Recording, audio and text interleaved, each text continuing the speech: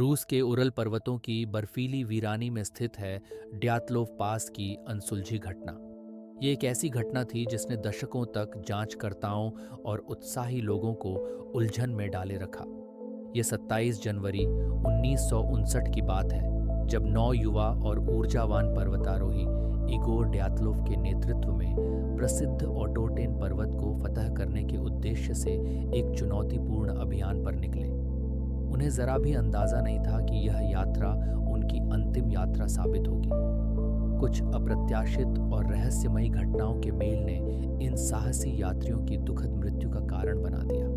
पीछे छोड़ गए अनसुलझे सवालों और रहस्यमयी सुरागों की एक श्रृंखला, जो आज भी अटकलों और मिथकों को जन्म देती है। यह कहा जाता है कि अभियान के सदस्य नौसिखिए नहीं थे। वे ओरल पॉलिटेक्निक संस्थान के कुशल पर्वतारोही और पर्वतारोही थे, जो बर्फीली जंगल की कठोर परिस्थितियों में जीवित रहने में सक्षम थे।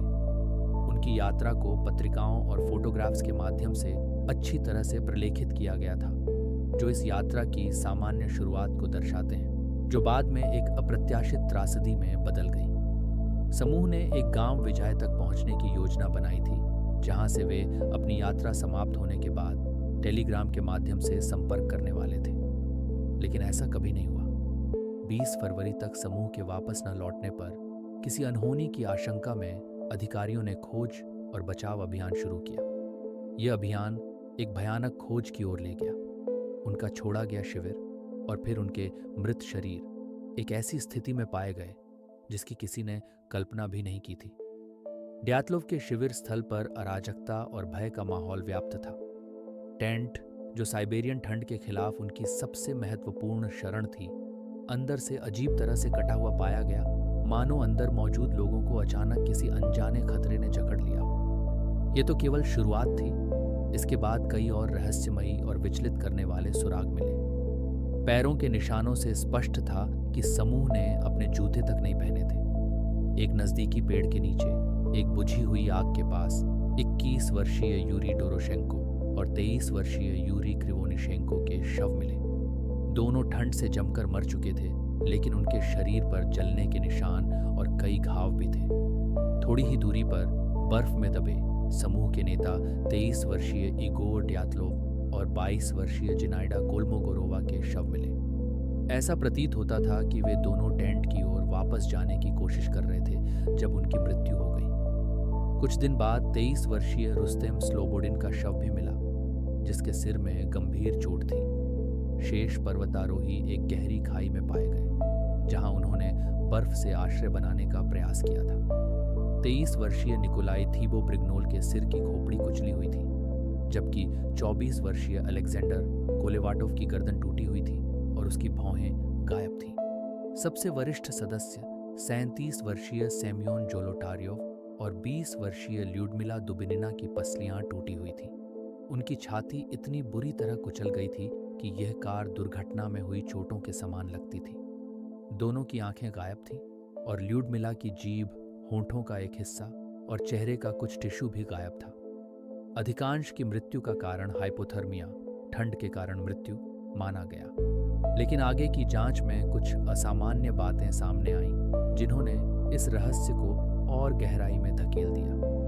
कुछ शवों पर बाहरी घाव नहीं थे, लेकिन वे आंतरिक रूप से गंभीर रूप से घायल थे और एक पीड़ित के कपड़ों पर अस्पष्टीकृत रेडिएशन के निशान मिले। ये एक नया रहस्यमयी मोड़ था। एक प्रोसिक्यूटर लेव इवानोव द्वारा एक आपराधिक जांच की गई, लेकिन इसका निष्कर्ष और भी रहस्यमयी था। रिपोर्ट में कहा गया, उनकी मृत्यु का कारण एक जबरदस्त शक्ति थी जिसे पर्वतारोही पराजित नहीं कर सके।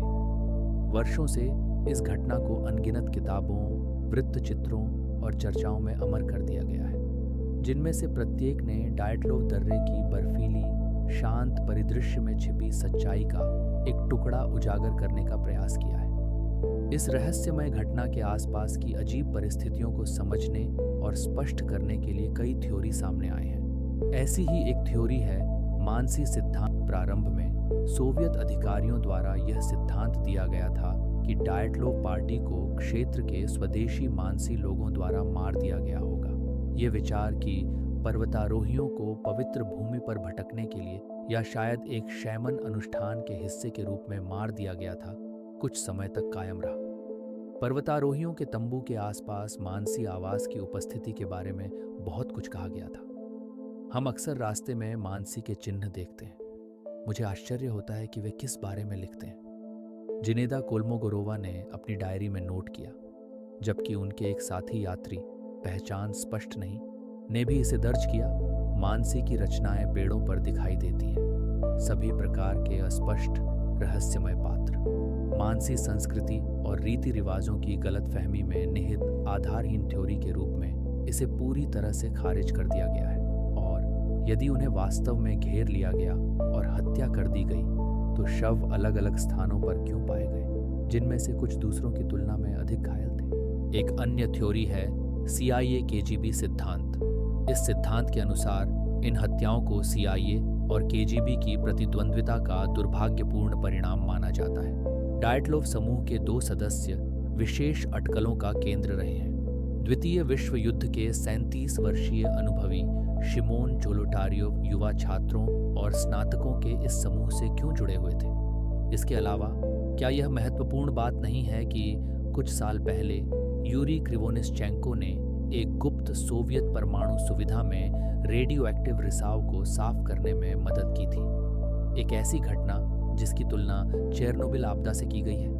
एक थ्योरी के अनुसार जोलोटारियोव और क्रिवोनिश्चेंको और संभावित रूप से एक तीसरा यात्री KGB के लिए काम कर रहे थे और यूराल पर्वत में CIA एजेंटों के साथ मुलाकात के लिए डायटलोव ट्रैक में शामिल हुए थे।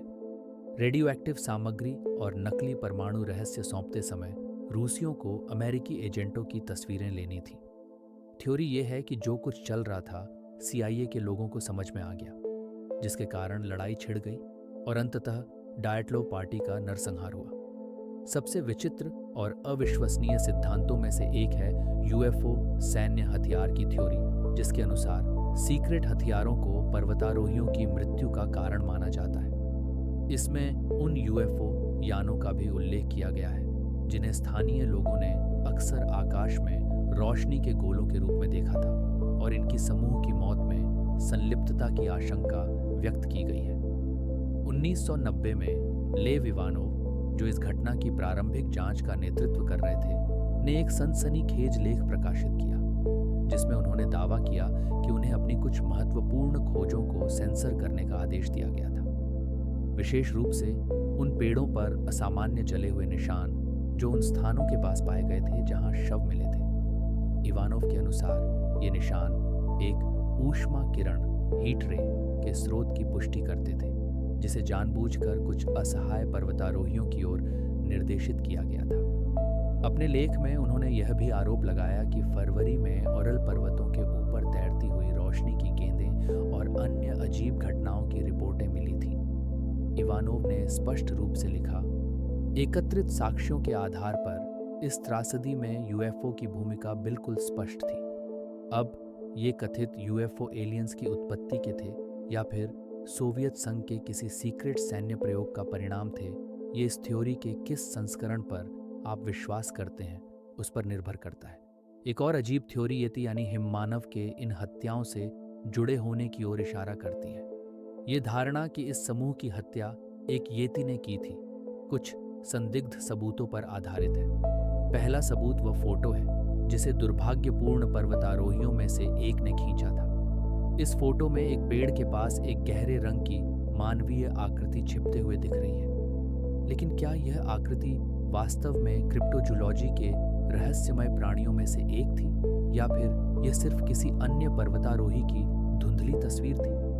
दूसरा संदर्भ जो येती सिद्धांत को मानने वाले लोग देते हैं वह है एक व्यंग्यात्मक समाचार पत्र जिसे इन पर्वतारोहियों ने अपनी यात्रा के दौरान लिखा था। इसमें एक पंक्ति थी, येती उत्तरी उरल में माउंट ओटोटेन के पास रहता है। हालांकि यह स्पष्ट रूप से एक मजाक के रूप में लिखा गया था, लेकिन उस अखबार में अन्य कहानियां भी थीं जो उनकी असली घटनाओं को बढ़ा चढ़ाकर पेश करती थी। इस थ्योरी के अनुसार येती से संबंधित यह व्यंग्यात्मक प्रविष्टि वास्तव में एक सच्ची मुठभेड़ से प्रेरित थी। ऐसा माना जाता है कि इसी रहस्यमय प्राणी ने समूह का पीछा किया और अंततः उनकी हत्या कर दी। शायद सबसे व्यापक रूप से स्वीकार किया गया और तार्किक थ्योरी है स्लैब हिमस्खलन थ्योरी। सबसे व्यापक रूप से स्वीकार की गई थ्योरी सबसे सामान्य और सीधी है। समूह ने एक स्लैब हिमस्खलन स्लैब एवलांच के कारण तंबू छोड़ दिया और फिर कठोर परिस्थितियों का शिकार हो गया। स्लैब हिमस्खलन वह स्थिति होती है जब बर्फ की एक सख्त परत नीचे की कमजोर परत खिसकने पर ढलान से फिसल जाती है।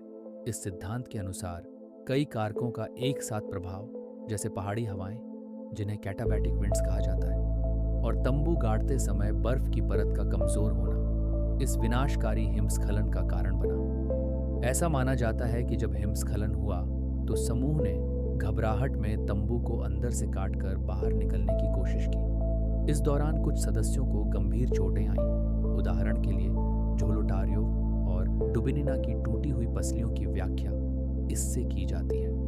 हल्की खरोंचों और चोटों के साथ बच निकले लोगों ने दूसरों को उस क्षेत्र से दूर ले जाने की कोशिश की जिसे उन्होंने एक बड़े हिमस्खलन का खतरा माना था। लेकिन अंत में पूरा समूह या तो ठंड से या अपनी चोटों से दम तोड़ बैठा। एक अन्य संभावना यह है कि सभी 9 पर्वतारोही बिना किसी गंभीर चोट के तंबू से बाहर निकलने में सफल रहे। यही वजह हो सकती है कि बर्फ में ऐसे कोई निशान नहीं मिले जो दर्शाते कि किसी को खींचा गया हो या सहायता दी गई हो। इसके बाद 2 लोग पेड़ के पास ठंड से मर गए, 3 लोग तंबू में लौटने की कोशिश में जमकर मृत्यु को प्राप्त हुए और 4 अन्य गहरी खाई में मृत पाए गए। कई डायटलोव विशेषज्ञ इस सिद्धांत को लेकर संदेह में हैं और स्लैब हिमस्खलन से जुड़ी बारीकियों पर आज भी बहस होती है। फिर भी ये उन अन्वेषकों को घेरने वाली घटनाओं का सबसे तर्कसंगत और विश्वसनीय स्पष्टीकरण माना जाता है। आज तक ये घटना रोमांच और अन्वेषण के इतिहास में एक स्थायी रहस्य बनी हुई है। शिविर को अराजक रूप से छोड़ने से लेकर रहस्यमय चोटों और विकिरण के भयावह निशानों तक की अनसुलझी बातें अब भी लोगों को हैरान और जिज्ञासु करती हैं। फरवरी 2019 में इस घटना के 60 साल बाद रूस सरकार ने इस मामले को फिर से खोला और आगे की जांच शुरू की। हालांकि इस रहस्यमयी त्रासदी से संबंधित अधिक विवरण नहीं मिल सके। समय बीत जाने के बावजूद डायटलोव दर्रे की रहस्यमयी छाया आज भी भयावह रूप से मंडराती है। यह याद दिलाती है कि हमारी दुनिया के विशाल शांत कोनों में अब भी कुछ अज्ञात और रहस्यमय शक्तियां छिपी हो सकती हैं।